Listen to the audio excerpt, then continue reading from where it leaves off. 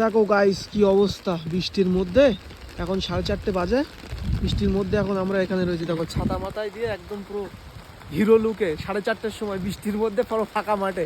আর এখানকার ওয়েদারটা দেখো, এই পিয়ারা গাছের এই যে কালারটা আর এই মানে কি বলবো ওয়েদারটা একদম অসাধারণ লাগছে। সাথে এখানে আমাদের এই ভেড়ির ঘরটা এখানে করেছি।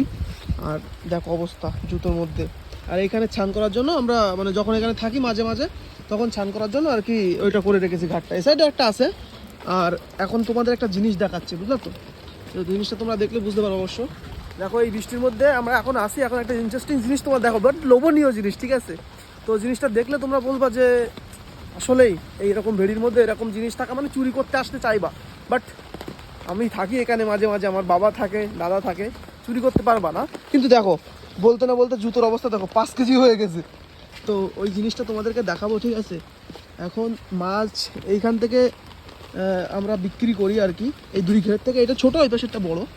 তো এখন তোমাদেরকে দেখাবো এই ইন্টারেস্টিং জিনিসটা, ঠিক আছে? বাট লোভনীয় জিনিস, ঠিক আছে? এখন যাচ্ছি আমরা, চলো ওই জায়গায় গিয়ে তোমাদেরকে দেখাচ্ছি।